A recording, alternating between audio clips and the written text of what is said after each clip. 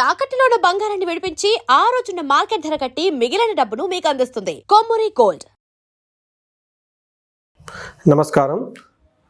ముఖ్యంగా ఈరోజు శని వక్రగతి గురించి మనం గమనించుకుంటే అందులో 4వ స్థానంలో ఈ రాశి వారికి 4వ స్థానంలో శని ఉన్నారు. 4వ స్థానంలో శని ఉంటే దీన్ని అర్ధ అష్టమ శని అంటారు. ఎప్పుడైతే అర్ధ అష్టమ శని నడుస్తూ ఉందో ఇంటికి సంబంధించిన వ్యవహారాల్లో చాలా చేంజెస్ ఉంటుంది. అంటే ఇంట్లో వాతావరణం చాలా టఫ్గా ఉంటుంది, వాడి వేడిగా ఉంటుంది. రెండోది భూమికి సంబంధించిన వ్యవహారాల్లో కొంచెం ఇబ్బందికరంగా ఉంటుంది, తల్లికి సంబంధించిన వ్యవహారాల్లో కొంచెం ప్రాబ్లంగా ఉంటుందని మనం చెప్పుకోవచ్చు. అయితే ఇంటికి సంబంధించిన వ్యవహారాలు లగ్జరీగా కానీ కంఫర్టబుల్గా కానీ సుఖంగా ఉండటానికి అంత అనుకూలంగా ఉండదు, ఇబ్బందులతో ఉంటుందని మనం తెలుసుకోవచ్చు.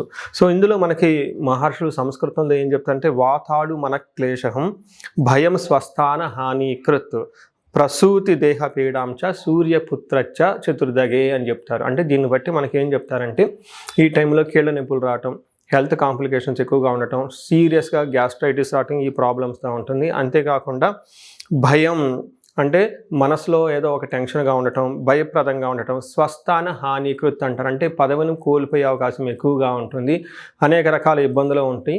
రియల్ టైంలో కనుక మనం చూసుకుంటే ప్రసూతి దేహ పీడాంచ అంటారు. అంటే దేహానికి ఇబ్బంది పడే అవకాశం ఉంటుంది. ఇంట్లో పుత్ర సంతానం కలిగే అవకాశం కూడా ఉంటుంది.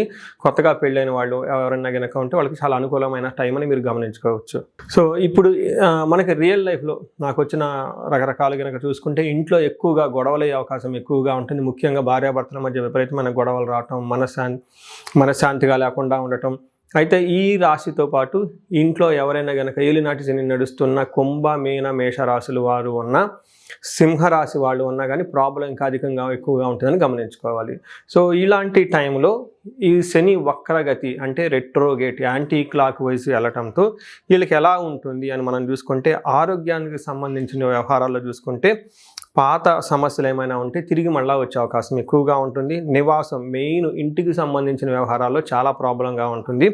ఈ టైంలో వాళ్ళకి వాయిదా పడిన ఇంటికి సంబంధించి కానీ, స్థలానికి సంబంధించి కానీ, బంధువులకు సంబంధించి కానీ, మదర్ రిలేటెడ్ ఏదైనా ప్రాపర్టీస్ ఉన్న వాటికి సంబంధించిన పనులు మళ్ళా తిరిగి ప్రారంభం అవుతాయి అని గమనించుకోవాలి. అంతేకాకుండా వీళ్ళకి కుటుంబానికి సమస్యలు ఏమైనా ఉంటే పాతవి ఈ టైంలో పరిష్కరించుకోవడానికి బెస్ట్ టైం అని మీరు అనుకోవచ్చు. శారీరకంగా బలం, విశ్రాంతి చాలా ఎక్కువ తీసుకోవాలి. నెక్స్ట్ మీరు మనశ్శాంతికి సంబంధించి మెంటల్గా ఏదైనా డిస్టర్బెన్స్ ఉంటే వాటిని ఒకసారి పరీక్షించుకొని చక్కగా చేసుకోవడం చాలా బాగుంటుంది. సో చూశారు కదండి, ఈ రాశి వాళ్ళకి ముఖ్యంగా అర్ధాష్టమ శని నడుస్తుండటంతో ఇంటికి సంబంధించిన వ్యవహారాల్లో, కుటుంబానికి సంబంధించి లేదంటే బంధువులకు సంబంధించిన వ్యవహారాల్లో గొడవలు అవుతూ అశాంతిగా ఉండే అవకాశం ఉంటుంది. ఇప్పుడు వీటికి సంబంధించిన వ్యవహారాలు సమీక్ష చేసుకోవటానికి ఏమైనా కనుక పొరపాట్లు ఉంటే సరిదిద్దుకోవడానికి మంచి టైం అని చెప్పేసి భావిస్తున్నాను. అందరూ ఈ అవకాశాన్ని సద్వినియోగం చేసుకోవాలని చెప్పేసి నేను కోరుకుంటున్నాను. నమస్తే. వృషభ రాశి కనుక గమనిస్తే చాలా బాగున్న రాశిలో వృషభ రాశి ఒకటని మనం చెప్పుకోవాలి. ఎందుకంటే వీళ్ళకి శని 11వ స్థానంలో ఉండి చాలా చక్కటి యోగ్యతనిస్తూ ఉన్నారు. ఎలాంటి యోగ్యతనిస్తున్నారంటే మనకు సంస్కృతంలో మహర్షులు ఏం చెప్తారంటే ఆరోగ్యమర్ధలాభచ్చ స్త్రీ పుత్ర సుఖవర్ధనం చిత్తశుద్ధి అభిష్టార్థ ఏకాదశి గతో శని అంటారు. అంటే శని కనుక 11వ స్థానంలో ఉంటే ఏమవుతుంది, వీళ్ళకి ఆరోగ్యం బాగుంటుంది, ధనలాభం బాగుంటుంది, స్త్రీల ద్వారా లాభం ఉంటుంది, పుత్రుల ద్వారా లాభం ఉంటుంది. అంతేకాకుండా చిత్తశుద్ధి అంటే ఇంట్యూషన్ వెళ్తే చాలా క్లీన్గా ఉంటుంది. అభిష్టార్థ అంటే అనుకున్న పనులన్నీ చక్కగా జరిగే ఒక మంచి టైంలో శని చాలా యోగ్యతనిస్తూ ఉన్నారు. నేను లాస్ట్ 1 year నుంచి 1.5 years నుంచి చెప్తూ ఉన్నాను. చాలా చక్కగా రాశి ఫలాలు ఉన్న రాశి ఒకటి వృషభ రాశి అని గమనించుకోవాలి. అయితే ఇలాంటి టైంలో ఈ వచ్చే 4.5 మాసంలో వీళ్ళకి ఎలా ఉండబోతుందంటే ఇప్పుడు దాకా మనం చెప్పుకున్న విషయాల్లో ఒక్కసారి బ్రేక్ తీసుకొని మళ్ళా మిమ్మల్ని మీరు గమనించుకోవాల్సిన విషయం చాలా ఇంపార్టెంట్. అందులో ముఖ్యంగా ఎవరికైతే అనారోగ్యంగా ఉంటుందో ఈ టైంలో వాళ్ళ యొక్క ఆరోగ్యం గురించి శ్రద్ధ తీసుకుంటే చాలా చక్కగా ఉండే అవకాశం ఉంటుంది. ఎవరికైతే వివాహానికి సంబంధించిన దోషాలు ఏమైనా ఉన్నాయి, ఏదైనా పెళ్లి కాకుండా ఉంటే ఇలాంటి సమయంలో ఈ టైంలో వీళ్ళకి చాలా అనుకూలంగా ఉండే అవకాశం ఉంటుంది. ముఖ్యంగా వృత్తిలో చాలా డైనమిక్గా రిజల్ట్స్ ఉండే అవకాశం ఎక్కువగా ఉంటుంది. ఎవరికైనా ఉద్యోగంలో చక్కగా ఉంటే కంటిన్యూ, లేదంటే ఒక్కసారి ఎవరికైనా ఉద్యోగం కనుక సరిగా లేకపోతే ఈ టైంలో ఉద్యోగానికి సంబంధించిన వ్యవహారాల్లో రివ్యూ చేసుకుంటానికి చాలా మంచి అవకాశం ఉంటుంది. అంటే ఇంతకుముందు మీరు ఏదైనా పెండింగ్ పనులు ఉంటే మీ కీర్తి ప్రతిష్టలకు సంబంధించి కానివ్వండి, ఉద్యోగానికి సంబంధించి కానివ్వండి, మీ స్టేటస్కి సంబంధించిన కానివ్వండి, మీ యొక్క నాయకత్వ లక్షణాలకు సంబంధించిన వ్యవహారాల్లో పెండింగ్ ఏమైనా ఉంటే ఈ టైంలో వాటిని ఒకసారి రివ్యూ చేసుకొని ముందుకెళ్ళే అవకాశం ఎక్కువగా ఉంటుంది. సో ఎవరికైతే కొంతమంది లీగల్ రిలేటెడ్ ఇష్యూస్ ఫేస్ చేస్తూ ఉన్నారో ఈ 4.5 మంత్లో ఒక మంచి ఏమని చెప్తారంటే గ్రోత్ వచ్చే అవకాశము, ఒక బ్రేక్ త్రూ వచ్చే అవకాశం అని మనం చెప్పుకోవచ్చు. వీటితో పాటుగా ఇంకా పాత బాకీలు ఏమైనా ఉంటే వాటిని వసూలయ్యే అవకాశం ఎక్కువగా ఉంటుంది. మీరు ఎవరికైనా కనుక అప్పులు ఇవ్వాల్సిన ఈ టైంలో చెల్లించే అవకాశం ఎక్కువగా ఉంటుంది. వాయిదా పడిన కోర్టు కేసులు కానివ్వండి, ప్రమోషన్స్, ముఖ్యంగా ఉద్యోగంలో ఎవరికైనా ప్రమోషన్స్ ఇప్పటిదాకా రావాలి అని అనుకుని మీరు వెయిట్ చేస్తుంటే ఈ టైంలో ప్రమోషన్స్ వచ్చే అవకాశం ఎక్కువగా ఉంటుంది. బిజినెస్ పీపుల్కి పాత కస్టమర్లు మీకు ఏదైనా పెద్ద అగ్రిమెంట్స్ ఇంతకుముందు కావాల్సిన పెండింగ్లో ఉంటే ఇవన్నీ అయ్యే అవకాశం ఎక్కువగా ఉంటుంది. పాత పరిచయాలు ఏమైనా కనుక ఎవరైనా ఉంటే వాటి ద్వారా కొత్త అవకాశాలు వచ్చే అవకాశం ఉంటుంది. దీంతో కాకుండా ఆలస్యమైన దీర్ఘకాలంగా పెండింగ్లో ఉన్న లక్ష్యాలు, ఆబ్జెక్టివ్స్, యువర్ ఎయిమ్స్ని ఈ టైంలో నెరవేర్చుకుని ఒక మంచి పొజిషన్లో అయితే మీరున్నారు. ఓవరాల్గా ఈ యొక్క 4.5 మాసం రోజులు వృషభ రాశి వాళ్ళకి చక్కటిగా ఒక ఏమంటారు అభివృద్ధి పదంలోకి ముందుకు వెళ్ళవలసిన పెండింగ్ పనులన్నీ ఏమైనా పెండింగ్లో ఉంటే అవన్నీ నిర్విఘ్నంగా పూర్తి చేసి ముందుకెళ్ళే ఒక బెస్ట్ టైం అని గమనించాలి.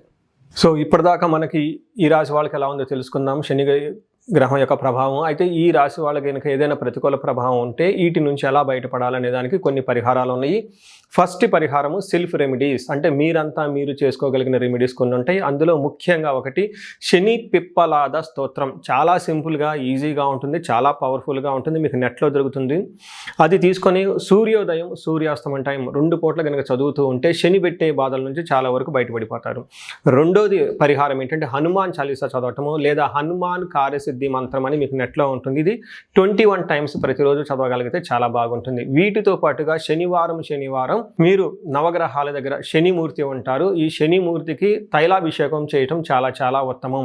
మీరు చక్కటి కోల్డ్ ప్రెస్ ఆయిల్, బయట దొరుకుతుంటే నువ్వుల నూనె ఒక 100 ml తీసుకోండి. తర్వాత ఒక చిన్న రిబ్బన్ లాంటిది బ్లాక్ కలర్ ఒక గుడ్డ మొక్క క్లాత్ తీసుకోండి. దీంతో పాటుగా కొంచెం బెల్లము, కొంచెం నువ్వులు తీసుకొని వెళ్ళిపోయి స్ట్రైట్గా మీరు శనిమూర్తి దగ్గరికి వెళ్ళేసి ఈ నూనె ఆ శనిమూర్తికి అభిషేకం చేసి మీరు తీసుకున్న నువ్వులు శని మహాత్మ మీద చల్లేసి వెంటనే మెడలో ఒక వస్త్రంలాగా కప్పి చిన్న బెల్లం ఒక తమలపాకుల మీద కానీ లేకుంటే అలాగనే యాజిటీస్గా కానీ కింద పెడితే మీ యొక్క పరిహారం అయిపోతుంది. అక్కడ నుంచి వీలైతే 3 సార్లు ప్రదక్షిణ చేయగలిగితే చాలా బాగుంటుంది.